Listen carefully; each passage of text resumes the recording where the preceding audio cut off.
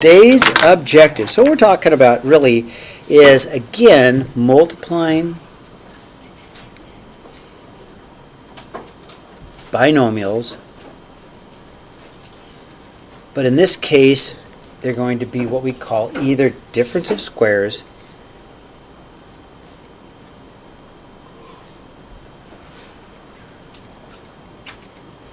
or what we call perfect square trinomials or square trinomials.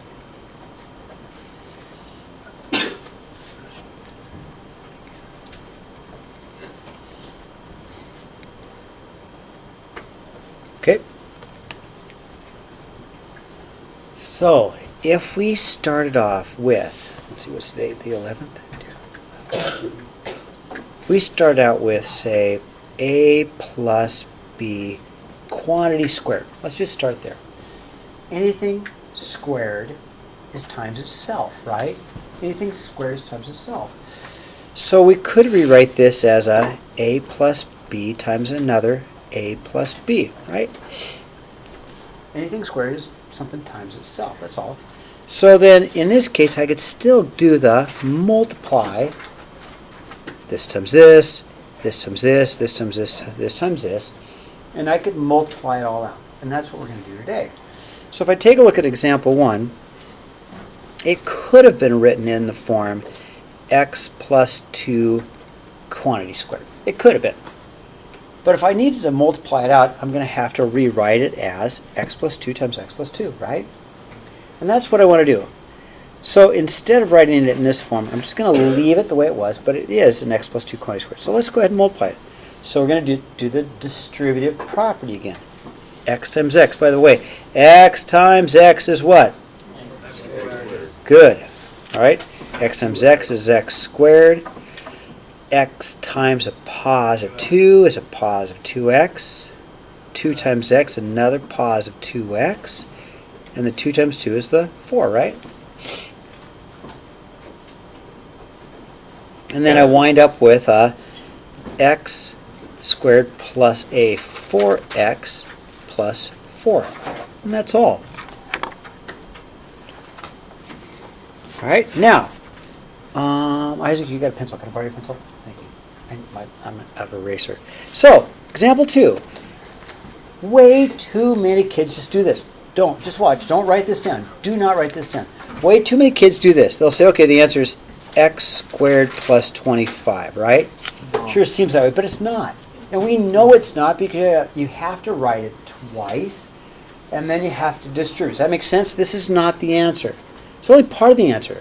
This is not the answer. So let me erase this and show you why it's not the answer. Okay, thank you, Isaac. So I need to write it twice. X plus 5, x plus 5. And then when I distribute, I'll wind up with a middle term. All right. X times x is x squared. X times a positive 5 is a positive 5x. 5 times x is a positive 5x. And 5 times 5 is 25. What we wind up with is a middle term because we're going to add like terms, right? So we have to remember to add our like terms. Those two are the same. So we're going to get an answer of x squared plus 10x plus 25. Okay? So again, I like to go ahead and show what you wouldn't. This is not x squared plus 25 because you needed the middle term. There is a middle term there when you do your double distribute, okay? A lot of kids put that, and then they miss it on the test. And I don't understand why they missed it, okay? But you won't miss it on the test, will you? Okay, this one's called a difference of squares. You'll see in a second why. We call this difference. The name's not super important to me, but I'm going to show you anyway. Difference of squares. So I see an x minus 6 and an x plus 6. Do you see that? What makes it unique is the minus 6 and the plus 6. So if we go ahead and multiply it through, x times x is x squared. X times a positive 6, a positive 6x. Negative 6x. Negative 6 times x is negative 6x.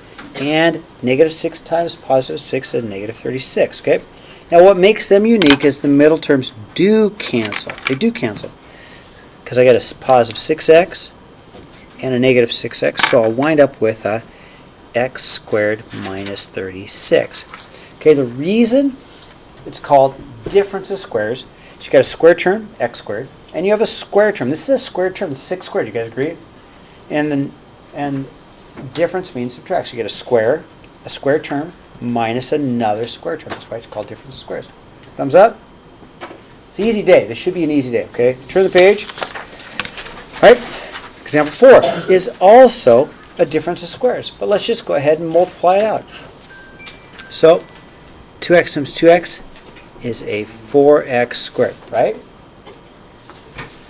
2x times a negative 5. Oh gosh, you guys can't see it. Sorry, thank you. 2x times 2x is a 4x squared.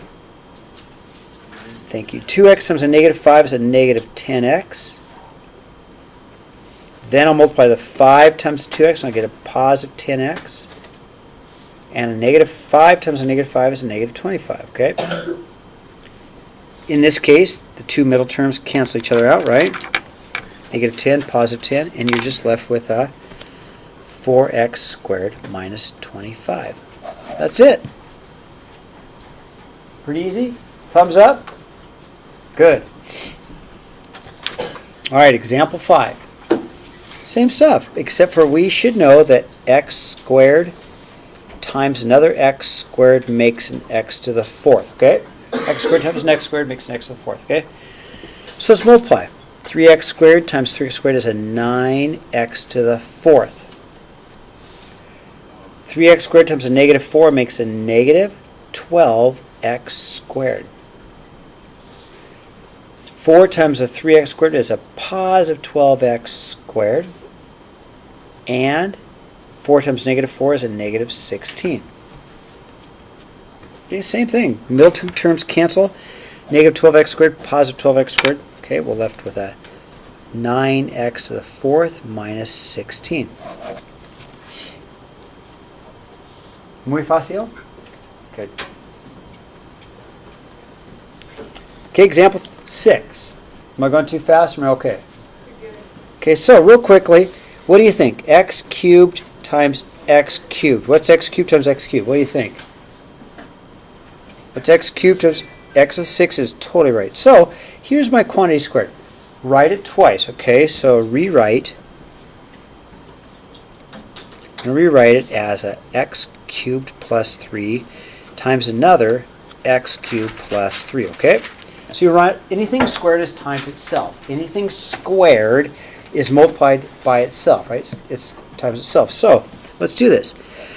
X cubed times x cubed is x to the 6th, right? X cubed times 3 is a positive 3x cubed. 3 times x cubed is a positive 3x cubed. And 3 times 3 is a positive 9. Okay? These two middle terms can be added. And I'm going to get a 6x to the 3rd because I'm combining, right? So a grand answer is x to the 6 plus 6x cubed plus 9. Easy? Okay, let's look at your journal. And I think your journal has some more problems that are a little bit more